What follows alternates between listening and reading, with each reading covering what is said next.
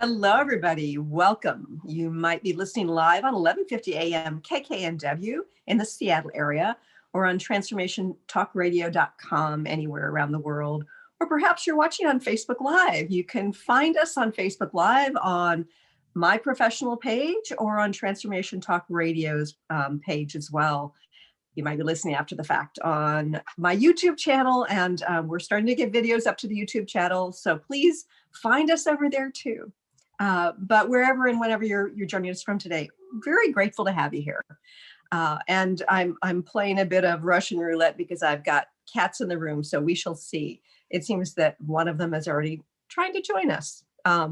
Good morning, Benny. You're there in Seattle. How are you? Hi, Christine. Doing very well. Have you thawed out from last weekend, and or is your snowcat still standing?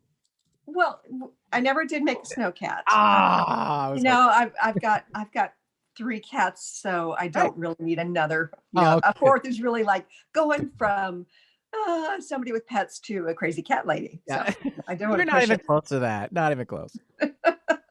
But basically, we've still got some snow on the ground, but the roads are clear, which is Excellent. good. That's what we want to hear. And we live on a private road down an old, it's a gravel road. And there are about a dozen houses on this road. And fortunately, one of our neighbors inherited a tractor, and so he came and cleared our road, which was so nice. That was extremely nice for someone to do that.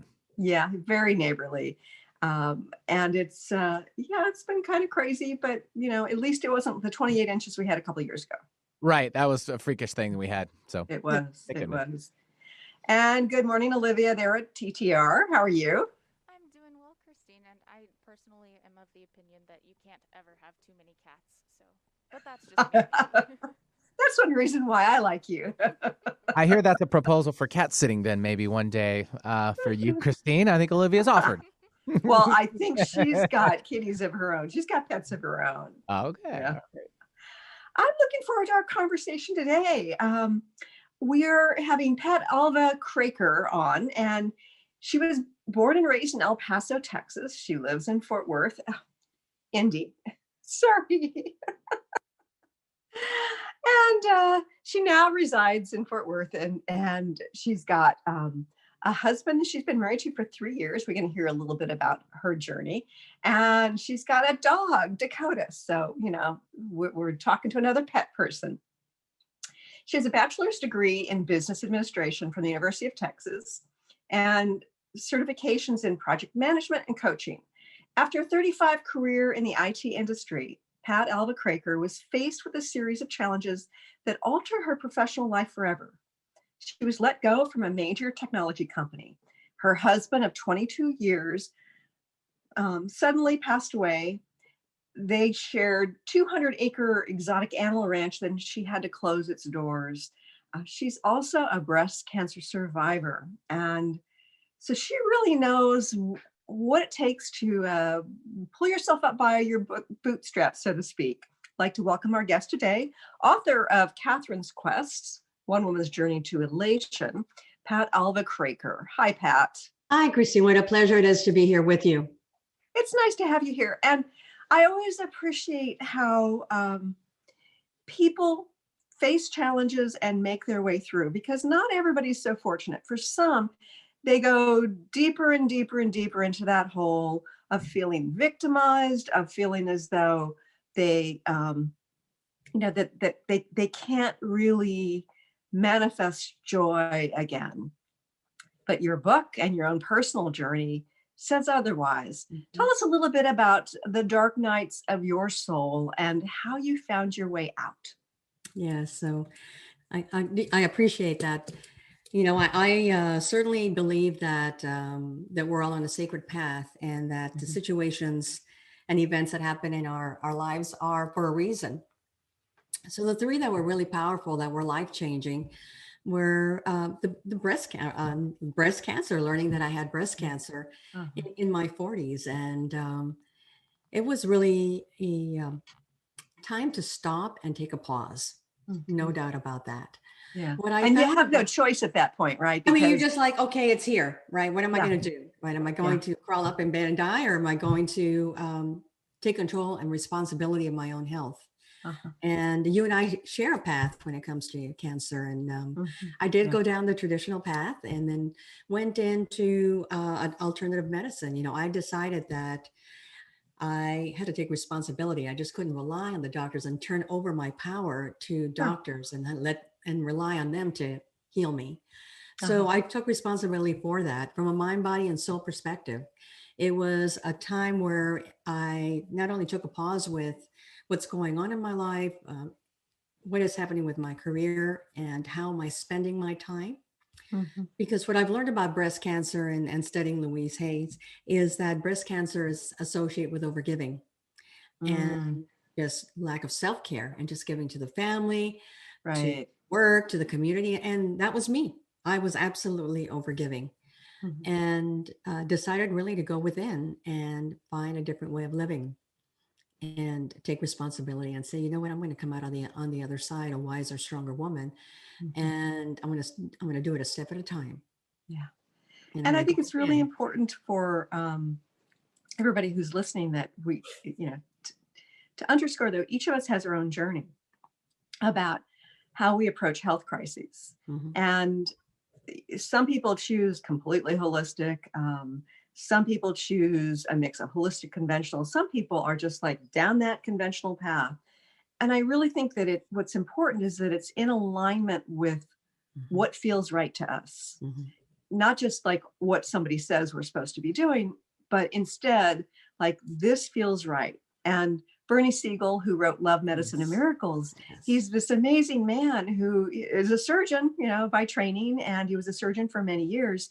But he also underscores that it's really about being in alignment with yourself Mhm. and whatever that means on your journey to healing. So it sounds to me, Pat, like you decided that you take the conventional path, but that wasn't enough for you because your soul was calling in this situation. Yes.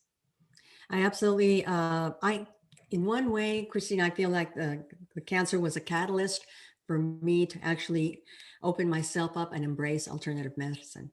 Uh-huh. Because in that process, I learned essential oils, I learned healing with foods, I became a Reiki master, I Uh-huh. learned polarity, and I became a healer, which was never an intent, right? It was never Right. in my space to go down that path. But Source, had a different plan, and this was one of the lessons, one of the doors that was opened Mhm. because of it. And I embraced it, and I went down that path. And you never know what's on the other side of the door. Yes. Just never And know. sometimes we choose to walk through that door, and other times we're like pushed through it, kicking and screaming. And health crises can be the pushing, thing, Yeah, the kick in the pants to look at life. Um, for me, when I was facing lymphoma, yeah, it was early stages, and doctors had absolutely nothing to offer at that stage. And ultimately, for this type of cancer, they put you on chemotherapy the rest of your life. So I had the time and the space to say, I can't use conventional medicine right now. I'm going to do anything and everything besides that. Found my way to Louise Hay and yeah. several other, Hmm. books and teachers, including Bernie Siegel, who I mentioned before. Um, and for me, I kind of wonder at that point in my life, I probably would have chosen some conventional therapy as well, just because it's such a difficult thing to face and have to make that choice. Like, do you do what we're sort of programmed to believe in so that we can let go of the fear of doing it wrong? Or Hmm. do we just take that path of alternative medicine? Now I think I'd make a different choice, but it's hard to know if it's something that required surgery. I might just get that surgery. Yeah. It's so, and I think that we can't judge another person's path. Um, but it is a shame when people don't take the health crisis to be a wake up call, Hmm. uh, uh, a moment of inflection, a year of inflection, whatever it is, Hmm. because it is a great opportunity, isn't it? Yes, it is. It is a great opportunity. And, I feel that in my journey, there were signs along the way that, that were telling me it's time to really, put yourself number one and Uh-huh. do self-care. Don't let it become a crisis before I have to remind you, Pat, that you are not taking care of yourself. Yeah. And when we're very aware of our lives and we're tuning in, we start hearing those messages, and we can avoid a crisis if we just connect with our body and we're aware of what's happening, Uh-huh. and we take time to meditate or journal and just see what's happening within, so that as that transformation is occurring, as that wake up call is happening, that you can listen to it Mhm. before it becomes a crisis like it did for me. Right. So people talk a lot about self-care. And I think sometimes people think, oh, it's, taking the candlelit bath, it's going for a walk. For you, what did the lack of self-care look like, and Yeah. how did you shift that? Right. So the lack of self care was really taking care of everybody else but myself. It was Mm. traveling 80% of the time. And then when I Wow. was home, helping my husband with the exotic animal ranch. And it was burning the candles on both ends, Mhm. not really, just feeling overwhelmed and tired of being tired Uh-huh. is what it felt like. Yeah. And I felt like I was rushing through life.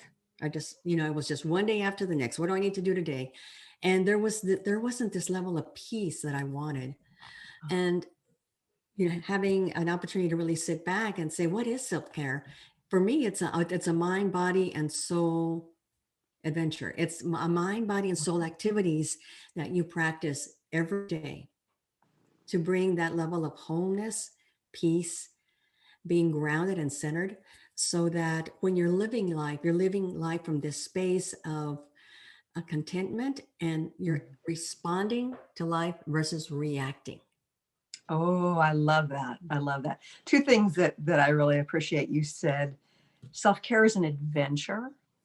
I love the fact that you used that word. And the other thing is the thing that I just mentioned a moment ago. Respond versus Yeah, react. responding instead of reacting, because the reactivity and Mhm. the reacting to life as though we need to push back, or we need to, like, it's almost like getting the messages on our phones, like, instead of focusing on what it is we're doing and moving forward, it's like, okay, we need to respond to this, we need to respond to that, because it makes us um, not the ones in control, so to speak, in, Right. in that respect.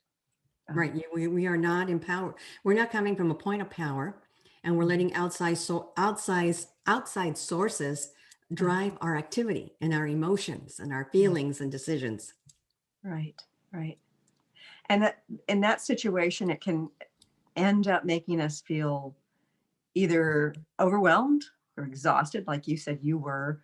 Um, but it can also make us feel like we're victims, Mhm. because we're not in our power of saying yes or no to whatever it is. We are instead um, kind of like the martyrs of our life, and showing up too much for others and not enough for ourselves. So one of the things you talk about is being a leader in your own life. I Mhm. love that concept. Can you Mhm. share a little bit more with our viewers about this? Right. I think, when we're successful in life and in business, the ultimate foundation of your success in those two areas is really how you lead yourself into life, how you Mm, lead and make decisions, so that you're in a better place to lead a team, lead a business to grow, lead a family. And uh-huh. it becomes one of being fully present and connecting with your higher self, source, God, Buddha, greater something, whatever that is for you. Uh-huh. Because in leading ourselves, we are never alone through that process. We are Mm, never alone. We're always being told the next best step. It's whether we're listening or not. And so a leader who self leads takes the time to know that the answers really are all here.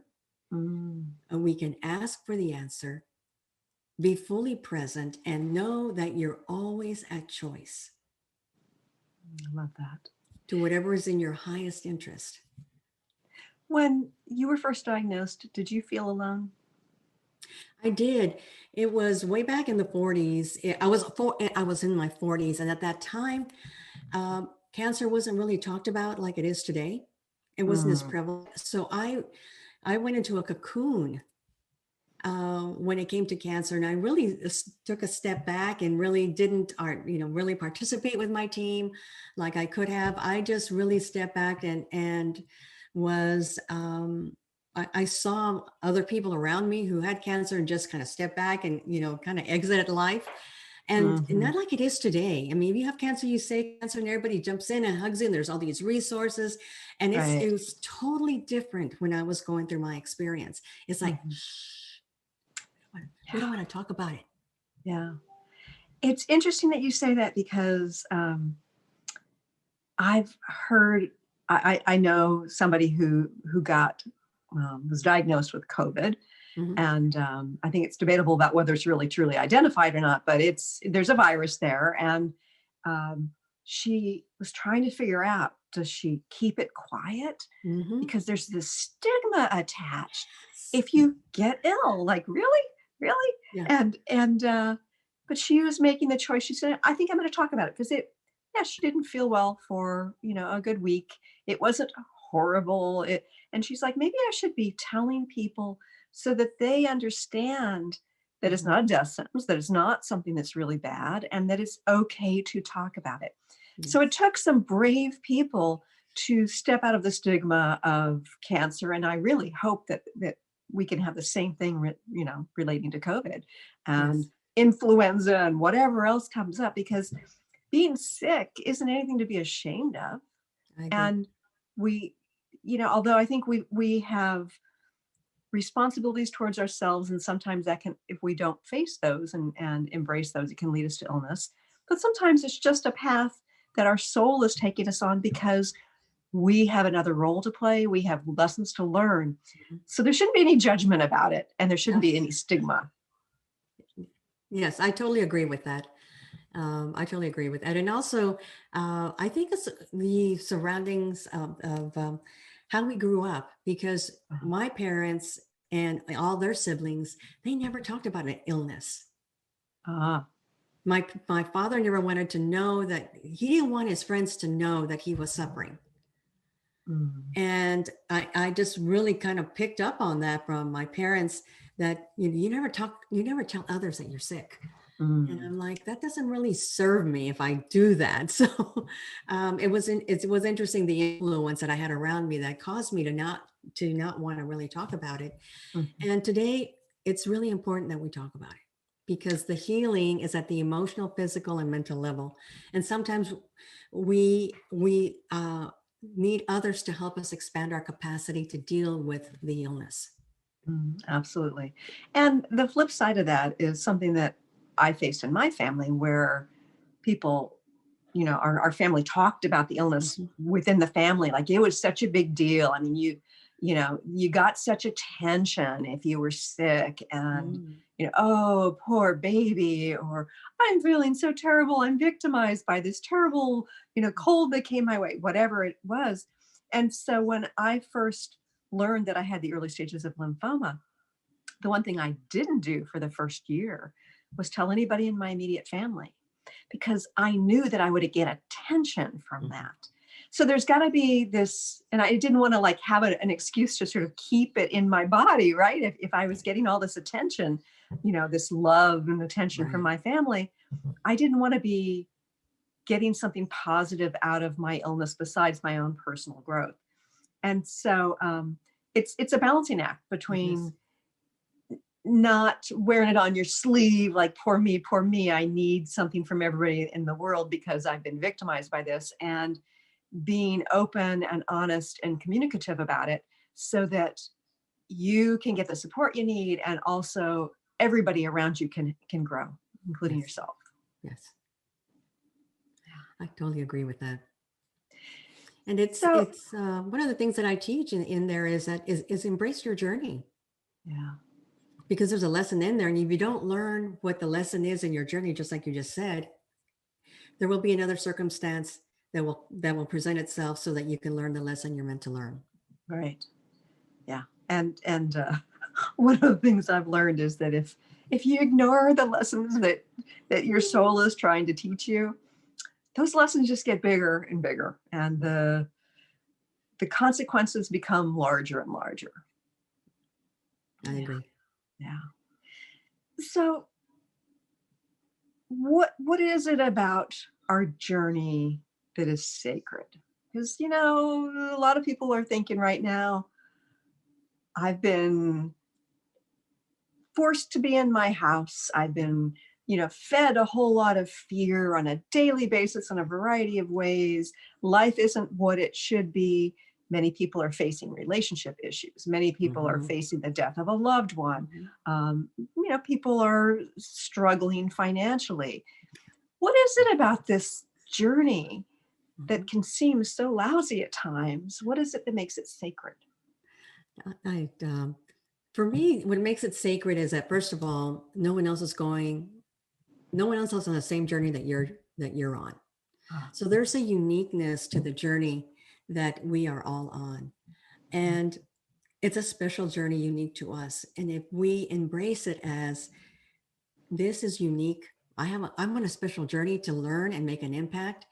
And if I honor and respect the journey, then the goodness and the opportunities and the lessons will be more obvious to me when I embrace it and see it as something that I should honor versus dismiss. Yeah. And that's really easy to do when it's minor things, but when it's something big, whether it's the end of a relationship, death of a loved one, a big health crisis, that's not easy to do. Do you have any recommendations for how we can approach the difficult times, respecting that it's a sacred journey, so that we don't want to just go and hide under the covers for a year? Exactly. So I think, we have two choices. Every time we have a situation, we're always at choice as to whether we're going to play the victim of that particular journey or that illness or that catastrophe, whatever you call it, the crisis, or we're going to step into our power. We're going to step into the power. And so what does it mean to be resilient and step into that power and take responsibility?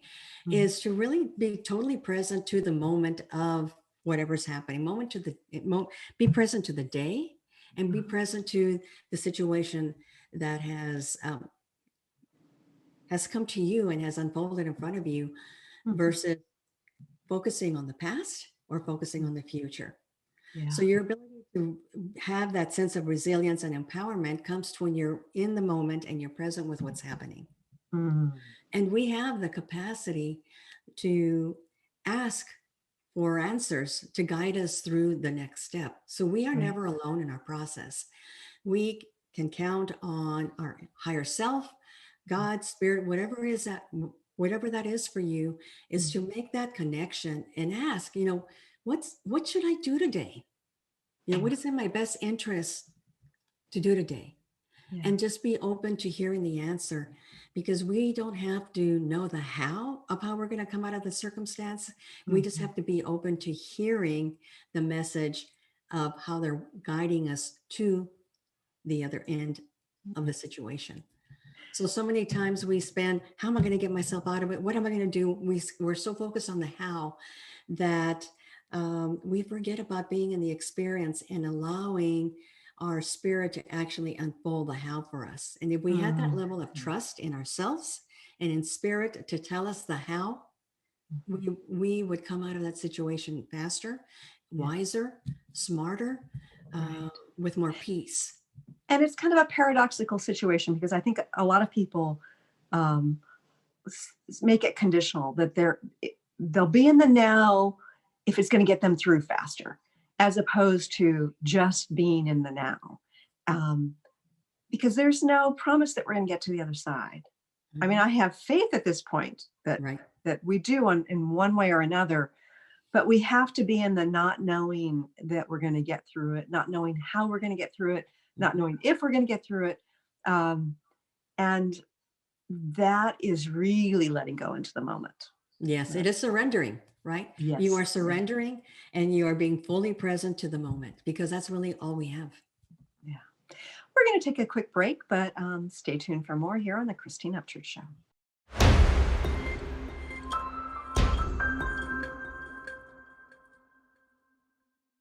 Back to the Christine Upchurch Show here on 1150 AM KKNW, as well as transformationtalkradio.com. By the way, folks, if you're enjoying these shows, please get onto the Facebook page on my professional page and click like, and please check out my YouTube channel. I'm really enjoying my conversation today with the author of Katherine's Quest, Pat Alva Kraker, and she's talked about how we need to become leaders in our own lives and treat our journey as sacred. Now, Pat, I know that you do coaching in business, and you specialize in coaching other women, correct? Yes. Yes. So how do we make the leap from sacred journey of our life, which we often compartmentalize, meaning personal life, to our business world? Right. So I fully believe in my coaching that life and business really are one. And you can't coach, and I don't coach women specifically on business without bringing aspects of their life into the mix, because it's important to understand where they are in their life, the type of relationships, beliefs that they grew up with, challenges that may be having in their life, because they pour over into the business. So when I coach, life and business are intertwined, and so I coach them on both. And at the end of the day, the coaching and the success in their lives comes from going within and finding that they have the answers within themselves, and then coaching them from the space and teaching them to live their life and their business, especially when it comes to their decisions, from alignment, from connecting with their heart and making their decisions from that space. When they do that, then the trickle effect of the techniques that I teach them, which are also in the book, Katherine's Quest, One Woman's Journey to Elation, which are about principles and exercises that allow you to connect with yourself and learn how to lead yourself through journaling, through living your life through intention, through unraveling your life. And there's no separation when you start embracing those techniques that will make a difference in moving you forward. So if somebody is working in a job that they really don't care for, maybe even hate, how do they shift to a business, a career, a way of earning money that is in alignment with who they are? It's a good question, because 63% of people are not engaged in their lives that currently work in corporate America. There's a lot of unhappiness in corporate America. 63%. 63% of totally disengaged in their jobs. That's a Gallup poll that was taken in 2013. Wow. And I bet you anything the percentage is higher now.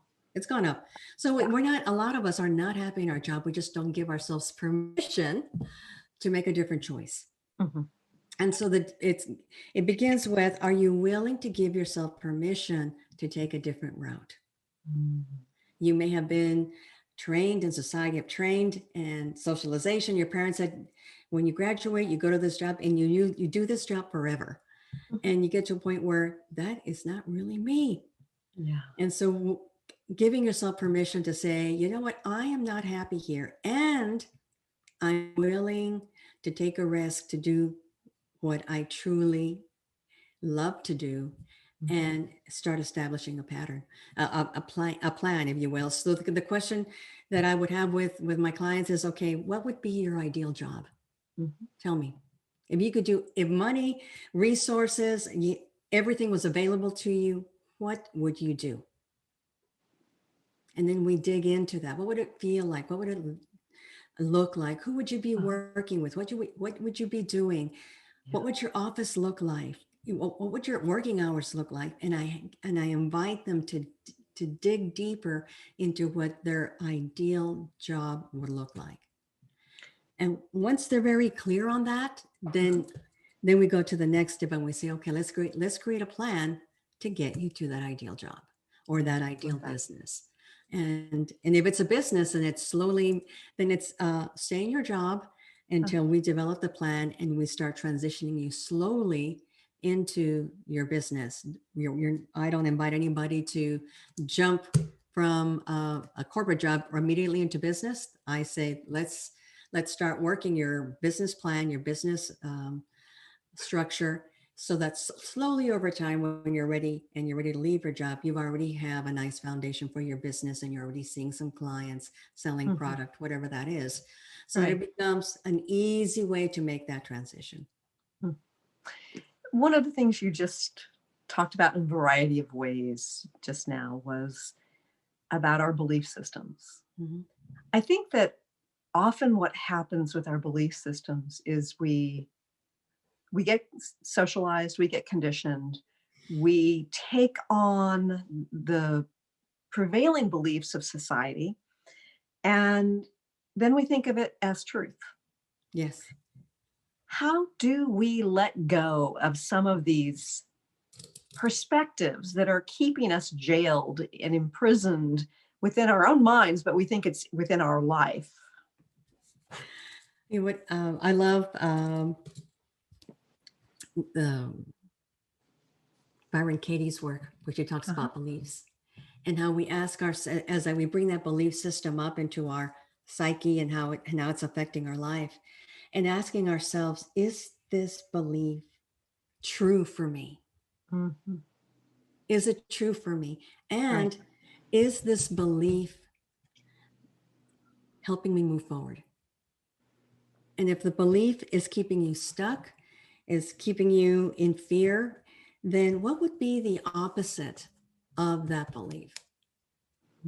So if the belief is that there is that I'm not enough, which is a very common belief within women. Absolutely. I am not enough. There's no way that I can go for that promotion. There's no way that I can open a business because I'm not enough. Well, look at where that belief look at where it's keeping you in this one spot that you're unhappy. So what if you did have a belief that you were enough and that you had all the capacity to do whatever you wanted? What would that look like and what would it feel like for you? What if we start putting in affirmation and start taking actions that support that you are enough? What is one action that you can take? So they can start stepping in and validating for themselves that they actually have the capacity to do what they want and be successful at it. I think oftentimes it's kind of like a new belief is like a big cold body of water that it'd be ideal if we could just dive in and see what it felt like to swim in it. But what we have to do is we have to put our big toe in first, right? And it's like, okay, so what does this feel like? And part of getting wet means leaving the shore of your previous belief. Yes. And so I think we do have to sort of try it on. Like, what if I'm just going to let go of that belief and think I'm worthy when I walk into this party? Or what if I think that I'm worthy of contacting that person to ask for some business support? It's the sort of thing where it doesn't usually happen in one big jump. I agree with you. We don't jump in, we don't dive in usually. Although I know one person in particular who would just dive, and I've got great respect for her. But most of us are the toe in the water kind of person. I totally agree that it is a step by step, and you've spent so much time embracing that belief that it's going to take time for you to let go of that belief. Yeah. And I do like the what if questions. Just take one baby step and then just build on that baby step. And it becomes also a thing, Christina, of awareness. Christina, is of awareness, is that when you want to take an action and all of a sudden that belief raises its ugly head and says, what makes you think that you're enough? Blah, blah, blah, blah, is to say, time out.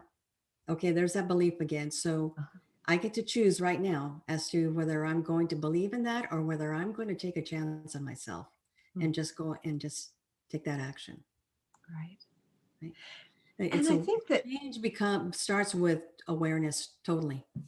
and I think that the awareness is key. What you're Yes. saying is key.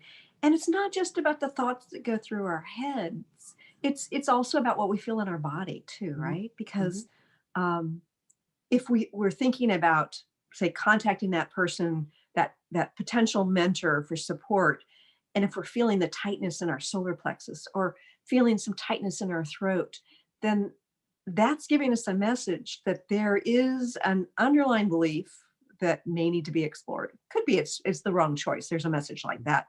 Yeah. But oftentimes the resistance we actually experience within our bodies, and it is the physical aspect of the origin of that belief that's creating that resistance. Mhm. I totally agree with that. Yeah. And I think about you saying you were over nurturing others and not nurturing yourself, and that's, and getting breast cancer. That's just so indicative of how that belief system was stored in your body. Yes, very Yeah. much so. Yeah. And and I look back now I have clarity on understanding why this happened, and I look back and I'm like, oh well, my mom was like that, Uh-huh. and my grandmother was like that, Yeah.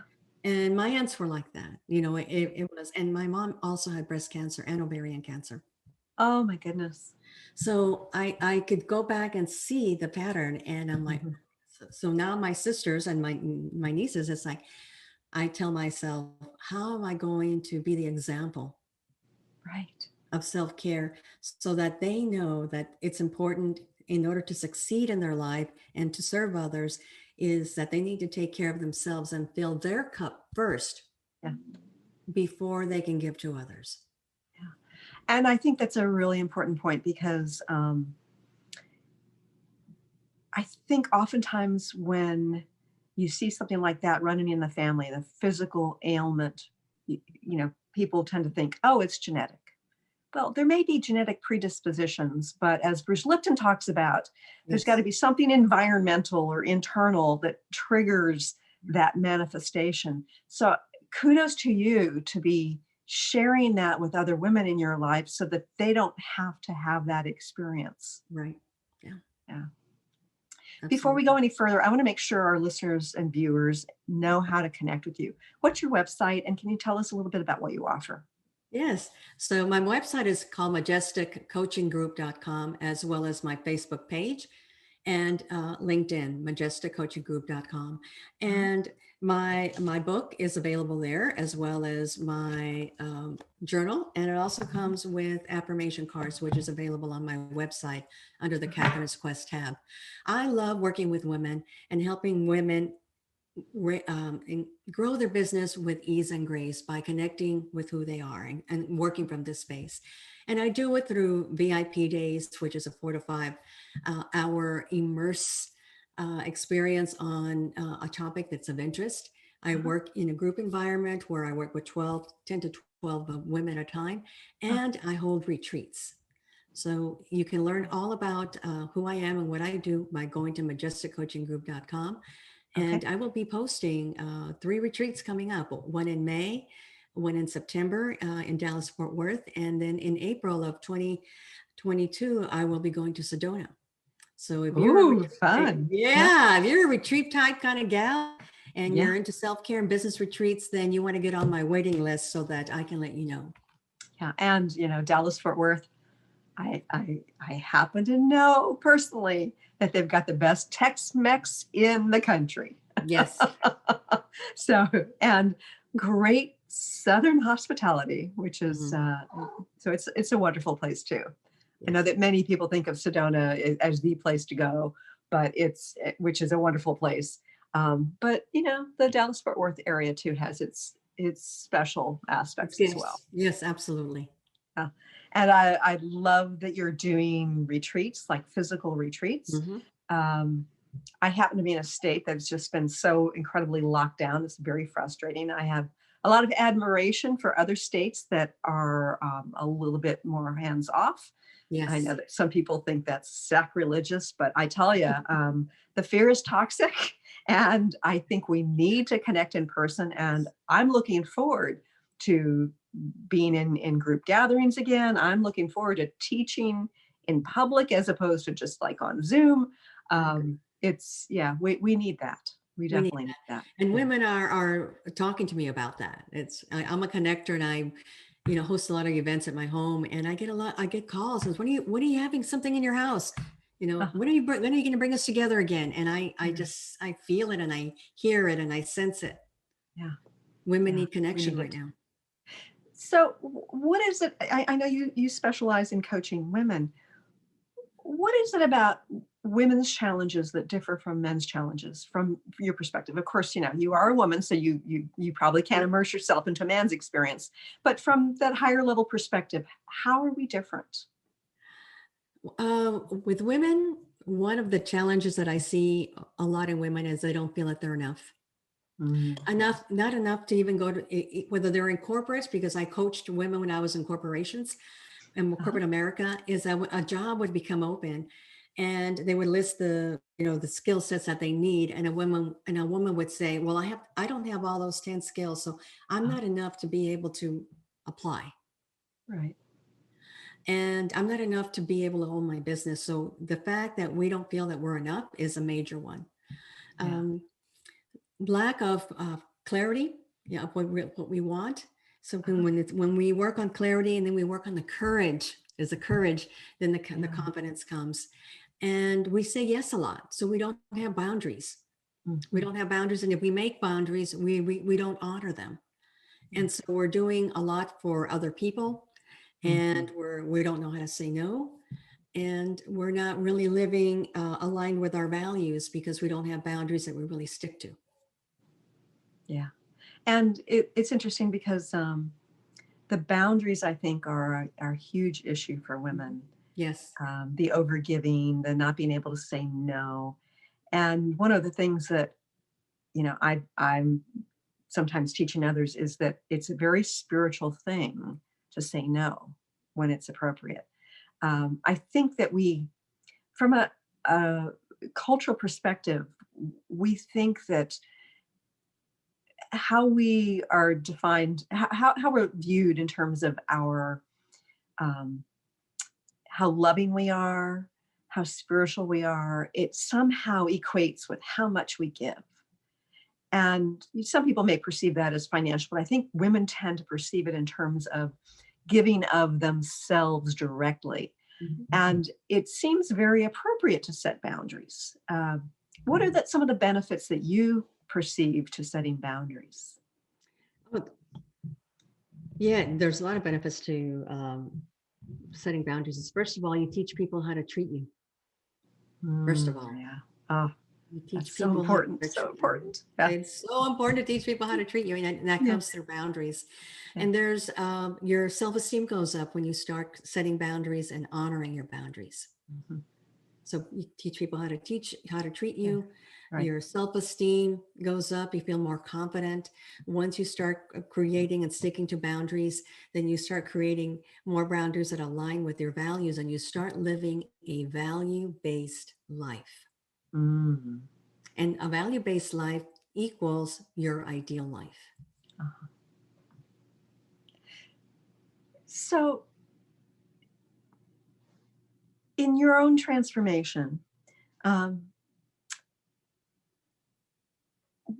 what happened once you started setting boundaries? It's really interesting. When you start setting boundaries, first of all, boundaries for me were a form of self-care. So I had to set boundaries in regards to the amount of time that I would spend in my business, how I took care of making time to take care of myself physically.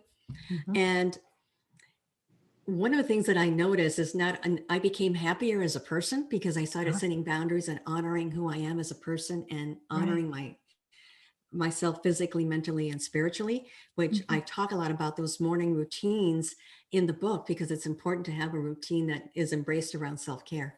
So I talk a lot about that. And one of the things I'm sorry.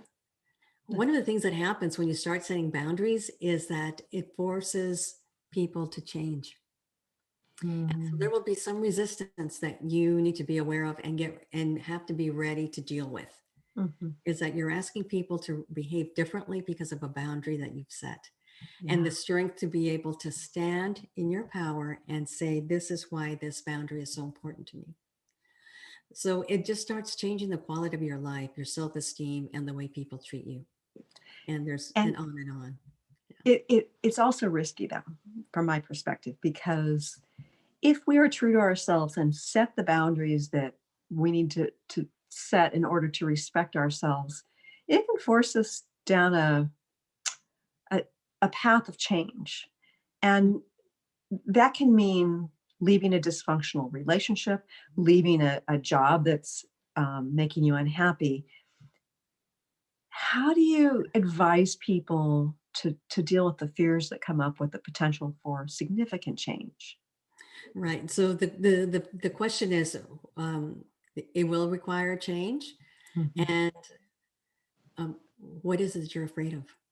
Mhm. And let's get down to what is it that you're really afraid of here. If you decide that you're only going to that you're going to honor, your business hours, for example, because women go into business for financial and time freedom, so they can spend time with their families and Uh-huh. friends and do voluntary work, and then they work, 12 to 15 hours a day.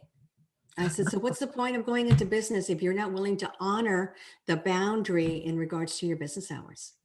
Well, then, Christine will get upset because I won't be answering her phone at night when she has a crisis. Or, Uh-huh. I might be losing business because people aren't able to call me except for these hours. And I'm like, okay, so you're afraid of losing business and you're afraid of retaliation from your clients. Okay, so what's the worst that can happen? What if we just start slowly bringing in your hours? So you just don't automatically go from 9 to 6 and people just, are in shock. So Right. let's start. How comfortable would you feel if you went from, instead of working 12 hours, let's start having you work to 10 hours. And what would that feel Mhm. like? Mhm. And let's start prioritizing things in your life and know that, change can be scary. But if you don't make those changes a year from now, where are you going to be? Right. What's the consequence of not taking that chance on yourself and setting that boundary and making Mhm. that change? Yeah. And it's hard to know this when you're going through a big change. If you haven't gone through made choices to go through a lot of big changes. But one of the things I've learned is it's like a muscle that you exercise. Yeah. The more you do it, the easier it becomes because you've gotten through it. You've learned what you needed to learn. You've gotten to the other side and realized, oh, wow, this feels easier. There's a greater ease and flow in my life. Um, and so it's kind of like you end up trusting more, which is such an important part It is of very. choosing something new and choosing to walk through change. Mhm. That is very true. The trust is key. Trusting yourself on your decisions, uh, trusting not only your analytical part of your mind, but also trusting your intuition, what your heart says. Yes, yes, absolutely. Oh, we've only got a couple minutes left, but the subtitle of your book is One Woman's Journey to Elation. And I know that this is sort of a fable, but what is it about elation that you think that we should journey? Why should we journey Why towards should that? we do elation? Yeah. So, many people ask me, well, so what does elation mean? And I'll start with that. I believe elation is just beyond happiness. Uh-huh. And I believe that we've all had an experience where we've been beyond happiness. Mhm. It's when you're walking down the aisle, when you're first holding your first child, Uh-huh. you take your dream vacation. Yeah. We've had that level of happiness in our life, and we Right. can choose to have that in our life more and more and more. And it's just a choice. It's a Yeah. choice. Today, I'm going to live from a state of elation. Why is it that I am so elated today? Yeah. And step into that space. Uh-huh. Yeah. And I think that probably one of the most profound moments of my life was when I spontaneously thought, it's going to snow. I'm going to get an extra loaf of bread and feed it to the pigeons. And, it was just this amazing connection with these birds in a parking lot, and we can have moments like that. It doesn't have to be something as big as holding your first child, Exactly. holding a baby. Yeah. Yeah. I love that. Yeah. So again, mention your website, please. It's majesticcoachinggroup.com. Yeah. And this is Pat Alva Kraker, author of Katherine's Quest, One Woman's Journey to Elation. Pat, I'm very grateful you joined us here today, and apparently so's my cat, Indy. Thank you for being on the show and offering your time and your wisdom with our audience. Thank you, Christine. I appreciate the opportunity. Your show is amazing. I would invite people to go to your YouTube. I was there yesterday and today. You have amazing speakers come in with really profound messages. Oh, thank you. And I want to thank all of our viewers and listeners for joining us here today. We do this show for you. Thank you for being here. Thanks so much for tuning in today. If you'd like to empower yourself to step further into your vibration of change, please visit my website at christineupchurch.com, where you can learn more about my insights, upcoming events, and private sessions.